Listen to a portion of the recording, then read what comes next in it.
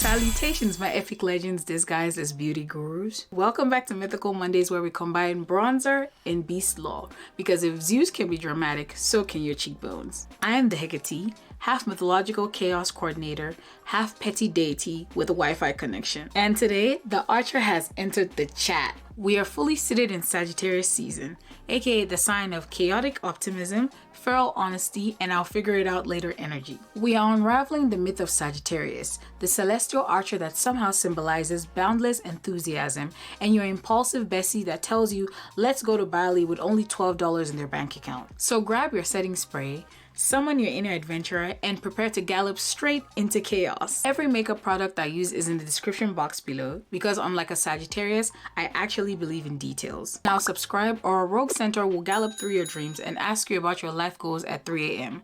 Let the cosmic chaos commence.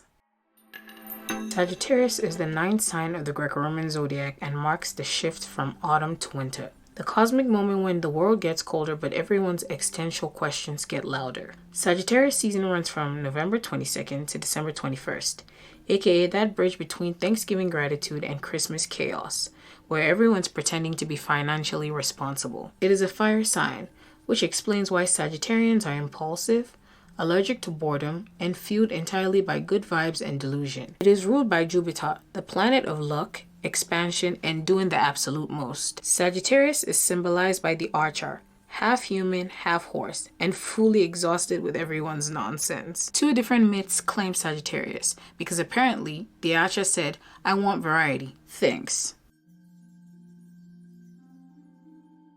Let's talk about Chiron, the wisest, calmest, most emotionally intelligent centaur in existence. He's the one centaur who actually journaled, believed in self-care, and didn't throw fists during brunch. Chiron didn't look like other centaurs. He wasn't the standard half-man, half-horse package. His front legs were human and his back legs were horse. That was a very rare model. And the reason for his unusual appearance, well, as with most tragedies in Greek mythology, it begins with his parents. Chiron was the son of Cronos and the sea nymph Philyra. Cronos was the king of the Titans and the Titan of time. Yes, he's the dude that fathered Hades, Hera, Zeus, and the first generation of the Olympians. The story goes that Cronos saw Philyra, became obsessed with her, and did what most Greek men consistently do in mythology: ruin women's peace. Ugh. Trigger warning. Philyra tried to escape his obsession by shape-shifting into a horse. Cronos said bet and shape-shifted into a horse too and chased her and caught her. While Cronos was hooking up with Philyra, Rhea, queen of the Titans, and Cronos' actual wife, walked in on them mid-act. Cronos panicked, shape-shifted back into his true form, and bolted. But because he transformed before finishing, the transformation created a baby with mismatched anatomy, a hybrid between the horse form he was using and his normal Titan form. And boom, Chiron enters the world looking half and half in a very specific way. Philyra took one look at her newborn, half-human, half-horse son and was horrified. Not because Chiron was ugly, but because she'd been violated and traumatized. She begged the gods to change her into anything else so that she wouldn't have to live in shame. So they turned her into a linden tree. So Chiron grew up motherless, but not neglected. Zeus felt bad and placed him under the care of the twin celestials: Apollo, god of the sun, music and healing, and Artemis, goddess of the moon, archery and the wilderness. Together they taught him archery, healing, music, ethics, prophecy, and astronomy. Basically a complete mythological PhD program. Chiron became the wisest centaur ever. A healer, a musician, a philosopher, and that teacher that every gifted kid idolizes forever. He taught Achilles, Hercules, Jason, and Asclepius, meaning he ran Camp Half-Blood centuries before Percy Jackson was even a thought. One day Hercules visited Chiron's cave looking for snacks and wisdom. Chiron welcomed him in with full, gentle, wise mentor energy. But Hercules made a fatal mistake.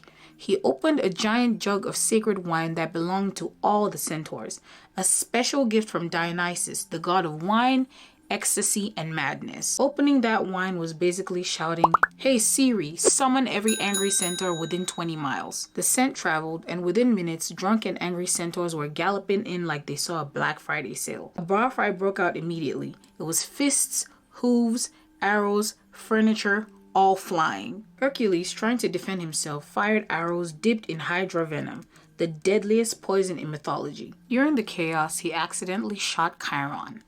A mortal would have died instantly, but Chiron was immortal. He was immortal, meaning he could not die, but he could feel the pain forever. Imagine stubbing your pinky toe eternally. Yeah, that type of pain. Chiron was sentenced to everlasting suffering. If pain had a monthly subscription, Chiron was on the lifetime premium plan. Meanwhile, across the mythological universe, Prometheus, the titan of foresight and intelligence, who stole fire for humanity, was being punished by Zeus for it. His punishment was brutal. He was chained to a rock while an eagle ate his liver every single day. And because he was also immortal, his liver regrew every night. This cycle repeated itself every day. Honestly, Zeus had no chill. When Chiron learned of Prometheus' suffering, he immediately empathized. They were both immortal beings trapped in pain with no escape. Then came Chiron's greatest act. Zeus had once said Prometheus could go free if an immortal volunteered to give up their immortality. Guess who was qualified, wise, and had suffered enough? Chiron. So he sacrificed his immortality, not to die, but to free Prometheus and end his own unending pain. It was compassion on a cosmic level. Zeus, who was caught off guard by this act of selflessness, accepted the deal. Prometheus was released and Chiron's eternal suffering ended. Zeus honored Chiron's sacrifice in the most iconic way possible. He placed Chiron in the sky as the constellation Sagittarius, the celestial archer. His arrow points upwards, symbolizing striving for wisdom, seeking higher truth, and aiming beyond earthly limits.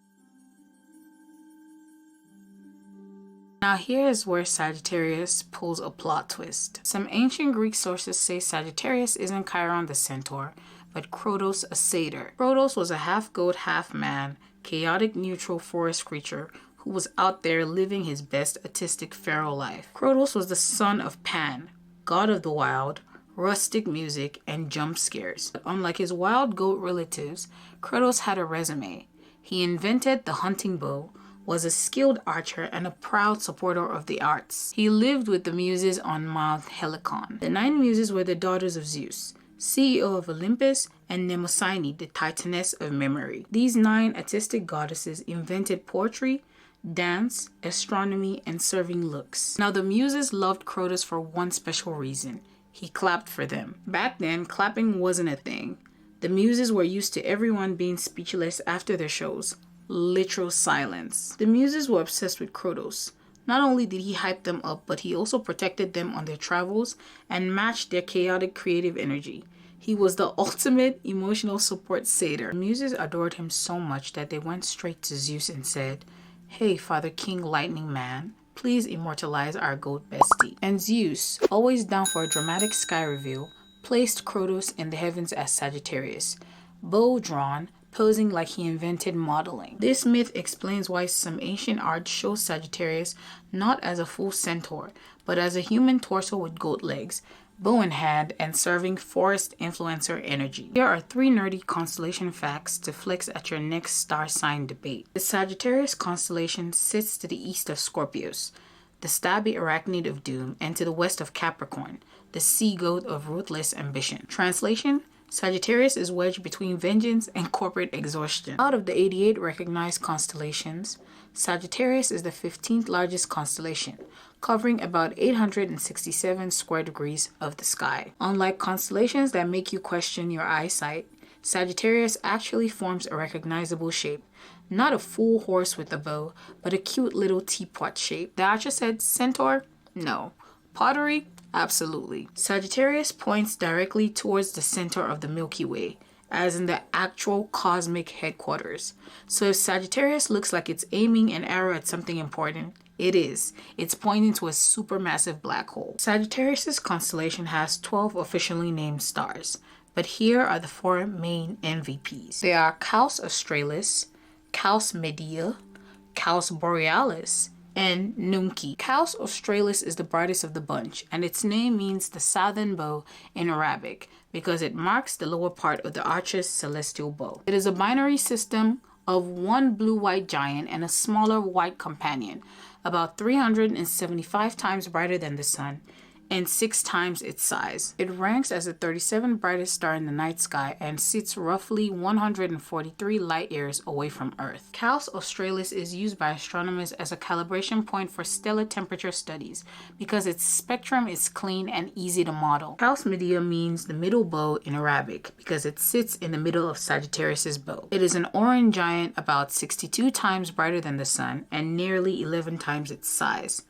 It is the 102nd brightest star in the night sky and sits about 325 light years away. Caus Media has a circumstellar shell, a faint cloud of gas that it sheds while expanding into a giant.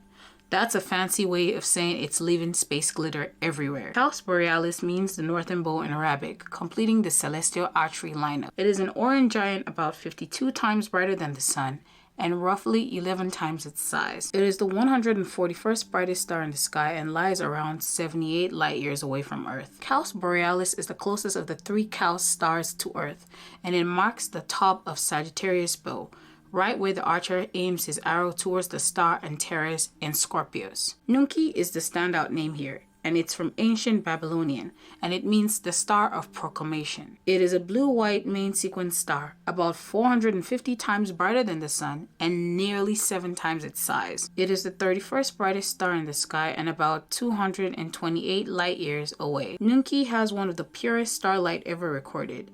It is so crisp and stable that astronomers use it as a reference point for studying other stars. Each myth is a cosmic wake-up call, so here are the Archer's 3 universal truths. Do be brave enough to seek knowledge. Sagittarius teaches us how to explore, expand, question things, and chase big dreams.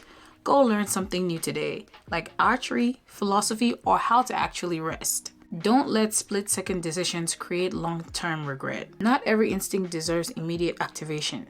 Your freedom is a gift, not an excuse to self-sabotage. Take a breath, steady your aim, and choose a path that you won't have to apologize for later. And finally, embrace the purple. Sagittarius color is purple, the shade of royalty and rebellion at the same time.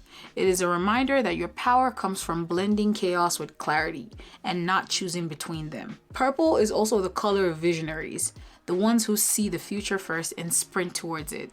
And if you're gonna gallop into nonsense, at least look majestic. And that, my epic legends, is the myth of Sagittarius, the celestial archer who proves that wisdom and chaos can absolutely coexist and still look fabulous. If you love today's cosmic tea, smash that like button, subscribe, and hit that notification bell before Sagittarius runs off on another adventure and forgets to come back. So friends, stay magical, stay mischievous, and as always, stay mythical.